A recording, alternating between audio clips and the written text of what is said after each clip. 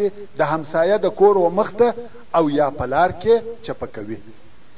اصلا ته په دې سره مکلف یې که ته پر یو صحرایي لار یا سړک رهي او یو تکلیفي شی لکه ډبره، سیشه، د کیلې پوستکی یا نور داسې ضرري شیان ووینې چې پر لار یا سړک پراته دي چې هغه ایسته کې، ستا د ایمان د نښانیو څخه یوه دا ده که ته سپور یې باید راکښته سې او هغه شی د لارې څخه ګوښه کې.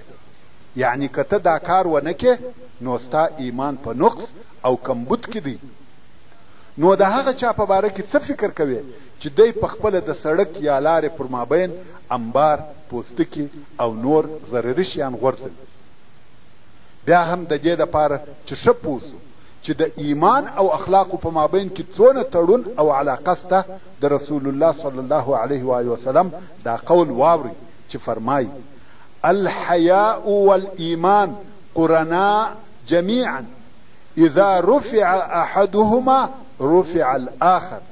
یعنی حیا او ایمان دوه سره مشتي یا جوړه شی دي چې یو یې پورته یا ایسته سي هغه بل یې هم پورته او ایسته کیږي. که ته غواړې چې د خپل ایمان اندازه در معلومه سي، خپل اخلاق دې تر نظر وباسه، د عدل په ترازو یې وتله، بیا به تا ته در معلومه سي چې و الله عز وجل ته نږدې یې که لرې. محترم ورور، لمونځ دې باید پر اخلاقو تاثیر وکړي. که ستا لمانځه ستا پر اخلاقو تاثیر ونه کړي تا لمونځ نه دی کړی. رسول الله صلی الله علیه و آله وسلم فرمایي اتدرون من المفلس؟ ایا تاسې خبر یاست یا تاسې پوهیږئ چې مفلس څوک دی؟ د دې پوښتنې څخه د رسول الله صلی الله علیه و آله وسلم مقصد دا و کم غلط مفهوم چې د مفلس په متعلق په خلقو کې نشر و هغه اصلاح کې. نو یې وفرمایل اتدرون من المفلس؟ صحابه کرامو وویل په موږ کې مفلس و هغه چاته ویل کیږي چې دینار او درهم نه لري. رسول الله صلی الله علیه و آله وسلم دا خبره رد کړه او وی فرمایل المفلس من یأتی یوم القیامة بصلاة وصیام وزکاة ويأتي وقد شتم هذا وضرب هذا وسفك الدم هذا وأكل مال هذا فيأخذ هذا من حسناته وهذا من حسناته وهذا من حسناته حتى إذا فنيت حسناته أخذ من سيئاتهم فطرحت عليه ثم طرح في النار. يعني مفلس هغه څوک دی چې په ورځ د قیامت لمنځونه، روژې، زکاتونه او خیراتونه ورسره وي. یعنی دغه صالح عملونه یې ډېر کړي وي خو د دې تر څنګ یې و هغه تشکنځل کړي دي، هغه یې وهلی دي، د هغه یې وینې به یې ولیدي، هغه یې زخمي کړی دي، د هغه یې مال خوړلی دی. نو دغه خلق د هغه خپلو حقوقو په بدله کې د ده ښه عملونه ځینې اخلي. دې یې نیکۍ واخیستې، هغه یې نیکۍ واخیستې، هغه بل یې نیکۍ واخیستې تر څو چې د ده ټوله نیکۍ خلاصې سي او بیا نو د هغه حقدارانو ګناهونه پر ده ایښول کېږي، بیا نو دی په اور کې وغورځول سي. ورونو، د اخلاقو نتیجه مو ولیده؟ مفلس مو وپېژندئ؟ موږ غواړو چې په اسلامي مفاهیمو پوره پوه سو. دغه حدیث شریف دا راوښول چې اخلاق او عبادات یو شی دی، بلکې اخلاق تر عباداتو د مخه سوه ځکه ښه او قبول سوي عبادتونه د بد اخلاقیو په عوض او بدله کې ورکول کیږي. نو ځکه که ته د قرآن مجید تلاوت کوې هلته به ته یو ډېر عجیب حالت ووینې.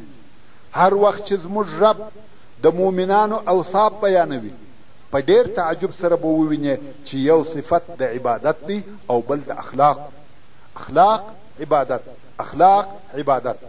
راسئ چې سورة المؤمنون په ګډه سره تلاوت کو. الله عز وجل فرمایي قد افلح المؤمنون، په تحقیق کامیاب سوي دي مؤمنان. کم مؤمنان؟ الذين هم في صلاتهم خاشعون، هغه مؤمنان چې دوی په خپلو لمنځو کې عاجزي کوونکي وي. ښه، دغه لمونځ او په هغه کې عاجزي څه شی سوه؟ عبادت.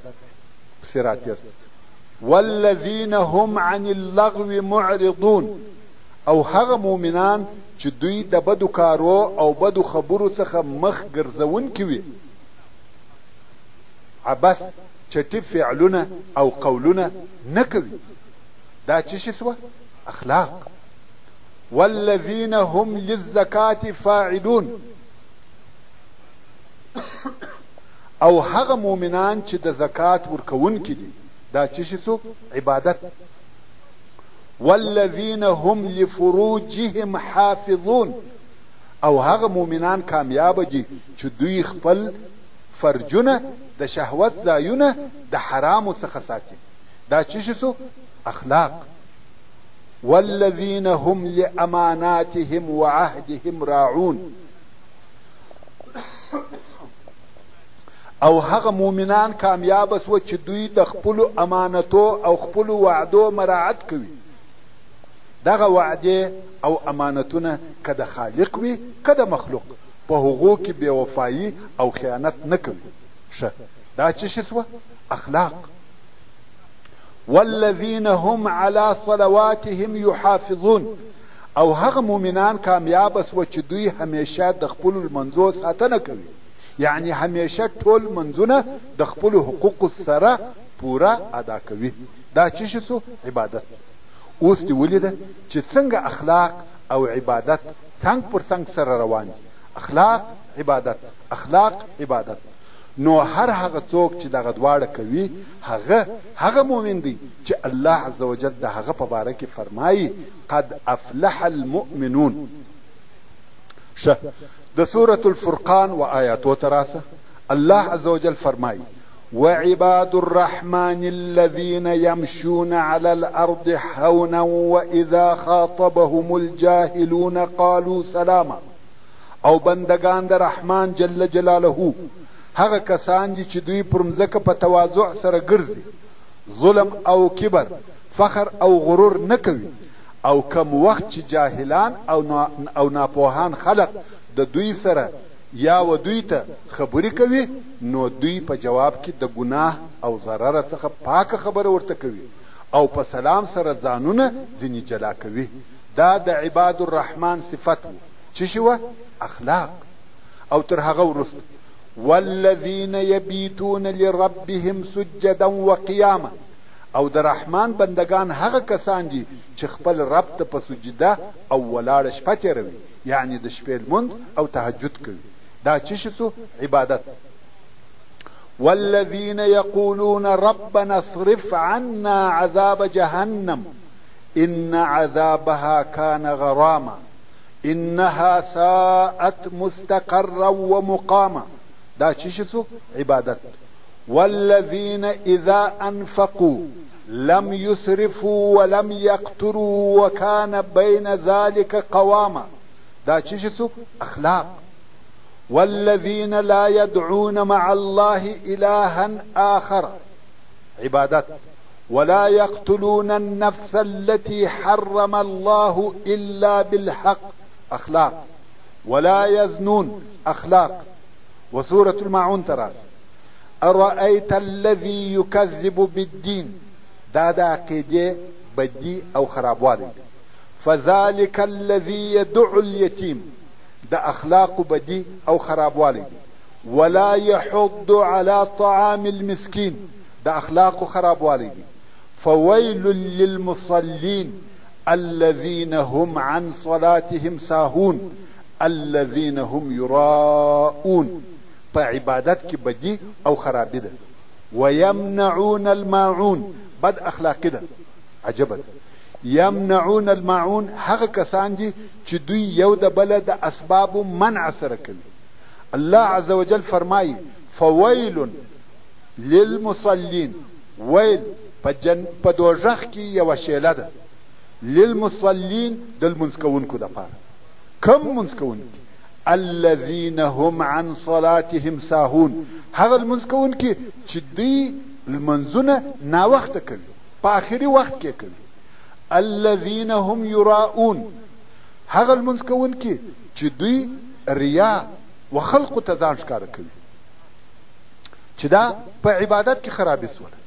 او ویل د هغو کسانو دپاره دی، دغه د دوژخ شیله د هغو کسانو دپاره ده چې ویمنعون الماعون، چې یو د بله د اسبابو منع سره کوي، یعنی چکوش، تبر، کلنګ او نور داسې شیان نه سره ورکوي. دا خلق چې ویمنعون الماعون د هغه خلقو ترڅنګ ذکر سوه